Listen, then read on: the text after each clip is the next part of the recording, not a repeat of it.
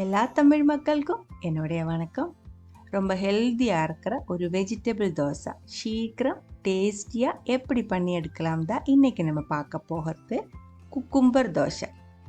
Salad cucumber இருக்குது இல்லைங்களா, salad வெள்ளரி கூடவே ரவா ரெண்டும் சேர்த்து செய்கிற ரொம்ப டேஸ்டியாக இருக்கிற ஒரு தோசையோட ரெசிபி தான். இதுக்கு சைட் டிஷ்ஷாக வெங்காய சட்னி கூடி நான் ரெடி பண்ணி எடுத்து வச்சுருக்கேன். ரொம்ப சீக்கிரம் பண்ணி எடுத்துக்கலாம். ஒரு அரை மணி நேரத்துக்குள்ளே தோசையெல்லாம் ரெடி ஆகி கிடச்சிடும். அதுக்காக ஒரு கப் அளவு ரவை எடுத்துருக்கு. உப்புமா ரவை தான், நம்ம உப்புமா எல்லாம் செய்கிறதுக்கு எடுக்கிற அதே ரவை, பாம்பே ரவை, வறுக்காத்த பச்சை ரவை தான் நான் எடுத்துருக்கு. ஒரு கப் அளவு தண்ணி ஊற்றி நம்ம இது ஊற வச்சுக்கலாம். இந்த ரவையில் குக்கும்பரும் சேர்த்து தோசை செய்யும்போது 8 தோசை வரைக்கும் நம்ம செஞ்சு எடுத்துக்கலாம். ரொம்ப சின்னதாக இருந்தால் 10 தோசை வரைக்கும் செஞ்சு எடுத்துக்கலாம். நல்லா மிக்ஸ் பண்ணி மூடி வச்சுக்கோங்க. அது ஊறுறதுக்குள்ளே குக்கும்பர் மிக்ஸ் ரெடி பண்ணி எடுத்துக்கலாம். மீடியம் சைஸில் இருக்கிற ஒரு குக்கும்பர் நான் இங்கே எடுத்துருக்கு. சாலட் குக்கும்பர் தான். நீங்கள் எடுக்கிறது சின்னதாக இருந்தால், முத்தாத்ததாக இருந்தால் 2 எடுத்துக்கோங்க. இதே மாதிரி பெருசாக இருந்தால் 1 போதும். இது நம்ம தோல் எடுத்ததுக்கப்புறம் கட் பண்ணி மிக்சி ஜாருக்குள்ளே போட்டு நல்லா அரைச்செடுக்க போகிறேன். குக்கும்பருக்குள்ளே இருக்கிற விதை முத்தனதாக இருந்தால் விதை எடுத்ததுக்கு அப்புறம் தான் கட் பண்ணி மிக்சி ஜாருக்குள்ளே சேர்க்கணும். முத்தாத்த சாஃப்டாக இருக்கிற விதையாக இருந்தால் தோல் எடுத்ததுக்கு அப்புறம் அப்படியே கட் பண்ணி மிக்சி ஜாருக்குள்ளே சேர்த்து நல்லா அரைச்செடுத்துக்கலாம். பாருங்க, இந்த குக்கும்பரோட தோல் எடுத்ததுக்கு அப்புறம் இதில் கொஞ்சம் முத்தன விதை இருந்துச்சு, அதெல்லாம் எடுத்ததுக்கு அப்புறம் கட் பண்ணி வச்சிருக்கு.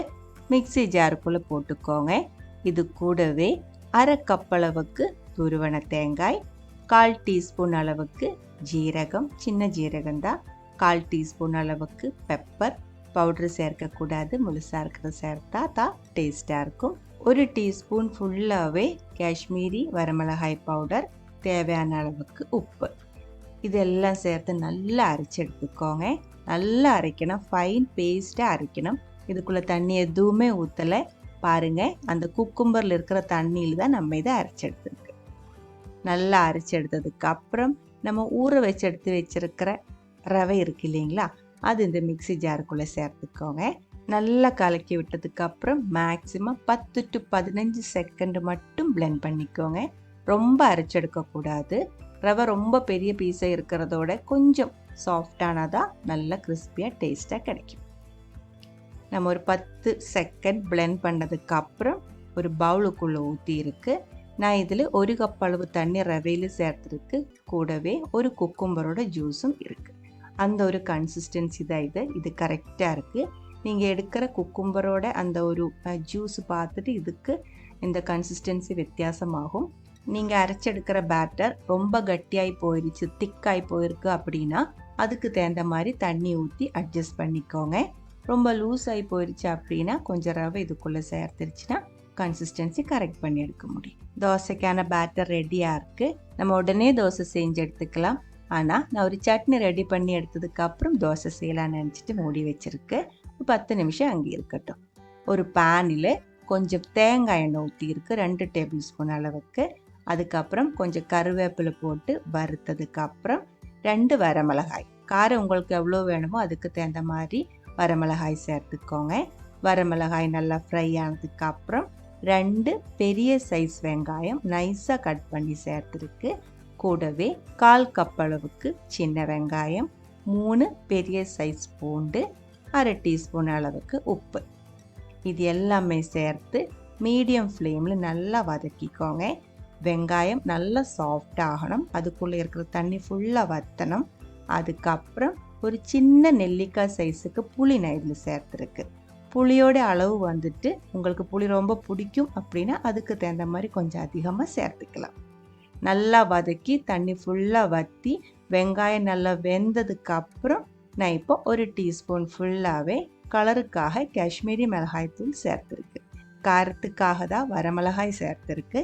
காரம், புளி இதெல்லாம் நீங்கள் உங்களோட இஷ்டத்துக்கு தகுந்த மாதிரி அட்ஜஸ்ட் பண்ணிடலாம்.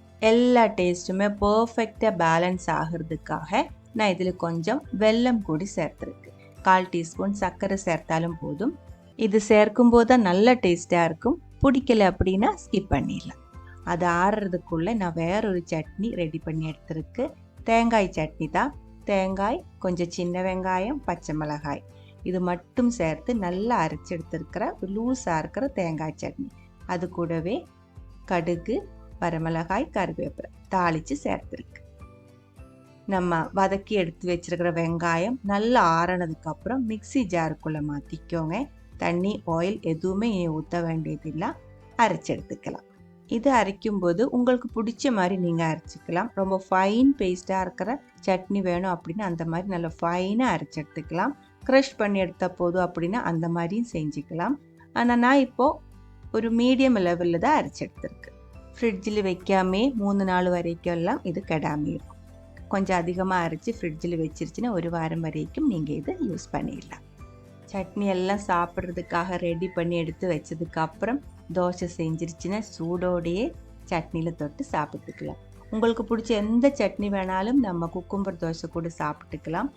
இதுதான் வேணும்ன்ட்டு இல்லை, எந்த சட்னியும் அது கூட பர்ஃபெக்டாக மேட்ச் ஆகும். தோசை செய்ய ஆரம்பிச்சுக்கலாம். தோசை செய்யறதுக்காக ஒரு நான்ஸ்டிக் பேன் தான் நான் எடுத்துருக்கு. நான்ஸ்டிக் பேனே வேணும்ன்ட்டு இல்லை, அயன் தவை இருந்தால் அதுவும் எடுத்துக்கலாம். ஆனால் அடி பிடிக்கக்கூடாது. சீசன் பண்ணியிருக்க நீங்கள் ரெகுலராக யூஸ் பண்ணுற அயன் தவை எடுத்துக்கலாம். அதே மாதிரி நான்ஸ்டிக் பேன் தான் நீங்கள் எடுக்கிற அப்படின்னா தீ வந்துட்டு மீடியம் லோ ஃப்ளேமில் தான் வைக்கணும். ரொம்ப அதிகமாக தீ வைக்கக்கூடாது. ரொம்ப சூடாக இருக்கிற நான்ஸ்டிக் பேனில் மாவு ஊற்றி கரண்டியில் ஸ்ப்ரெட் பண்ணும்போது ரொம்ப சூடாக இருக்கிற பேனாக இருந்தால் மாவு பேனில் ஒட்டாமல் கரண்டியில் ஒட்டி ஒட்டி வந்துடும். அது மட்டும் பார்த்துக்கோங்க. தோசை இதே மாதிரி நைஸாக ஸ்ப்ரெட் பண்ணதுக்கப்புறம் உங்களுக்கு பிடிச்ச எண்ணெய் மேலே கொஞ்சம் அப்ளை பண்ணிக்கோங்க. நல்லெண்ணெய் வேணால் நல்லெண்ணெய் ஊற்றிடலாம், தேங்காய் எண்ணெய் ஊற்றிடலாம், நெய் வேணால் நெய் கூடி ஊற்றிடலாம். அதுக்கப்புறம் ஒரு சைட் நல்லா ஃப்ரை ஆகி ஒரு கோல்டன் ப்ரௌன் கலர் இதே மாதிரி வரும்போது தோசை எடுத்துக்கலாம். புரிஞ்சிருச்சுன்னு நினைக்கிறேன். மெயினாக இருக்கிறது நான்ஸ்டிக் பேனாக இருந்தால் எண்ணெய் அதில் அப்ளை பண்ணாமல் மீடியம் லோ ஃப்ளேமில் தீ அட்ஜஸ்ட் பண்ணதுக்கப்புறம் தான் இதே மாதிரி மாவு ஸ்ப்ரெட் பண்ணணும். மாவு இதே மாதிரி நைஸாக ஸ்ப்ரெட் பண்ணதுக்கப்புறம் மேலே உங்களுக்கு பிடிச்ச எண்ணெய் கொஞ்சம் ஊற்றிக்கோங்க.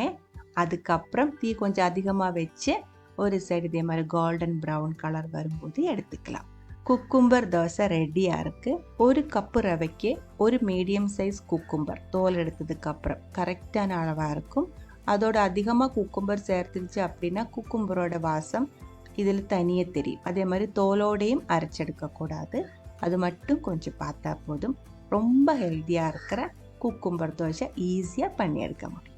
இந்த ஒரு தோசை ரெசிபி உங்களுக்கு பிடிச்சிருந்தா கண்டிப்பாக ட்ரை பண்ணி பாருங்கள். அதுக்கப்புறம் உங்களோட கமெண்ட்ஸ் எல்லாம் சொல்லிடுங்க. இந்த சமையல் பிடிக்கிற ஃப்ரெண்ட்ஸுக்கு மறக்காமல் ஷேர் பண்ணி விட்டுக்கோங்க. நீங்கள் இதுவரைக்கும் நம்ம சேனலுக்கு கொடுத்துட்ருக்கிற சப்போர்ட்டுக்கு ரொம்ப ரொம்ப நன்றி. உடனே பார்க்கலாம் இன்னொரு ரெசிபியோட. அது வரைக்கும் வணக்கம்.